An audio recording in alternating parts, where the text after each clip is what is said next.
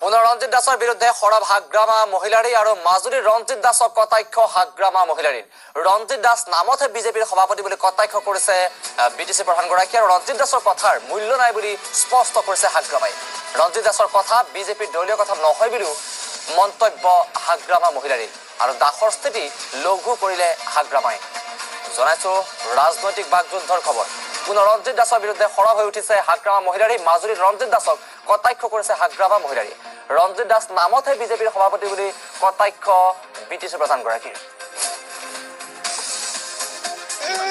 ৰঞ্জিত দাসৰ হয় হি নামতহে প্ৰেসিডেন্ট হৈ আছে বিজেপি কাম নাই ইয়াত এই খেলিমেলিটো কিয় কৰিছে এই ব্যক্তিগত কথা তাৰ ব্যক্তিগত কথা এটা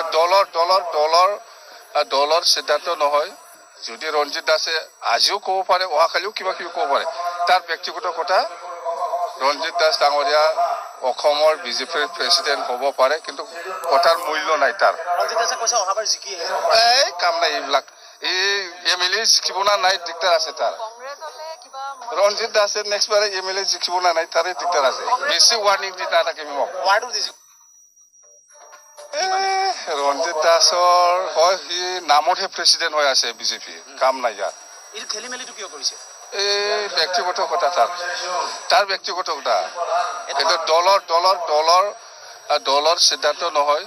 যদি ৰঞ্জিত দাসে আজিও ক'ব পাৰে অহাকালিও কিবা কিবি ক'ব পাৰে তাৰ ব্যক্তিগত কথা ৰঞ্জিত দাস ডাঙৰীয়া অসমৰ বিজেপিৰ প্ৰেসিডেন্ট হ'ব পাৰে কিন্তু কথাৰ মূল্য নাই তাৰ ৰঞ্জিত দাসে কৈছে অহাবাৰ জিকি এই কাম নাই এইবিলাক এই এমএলএ জিকিব না নাই দিগদাৰ আছে তাৰ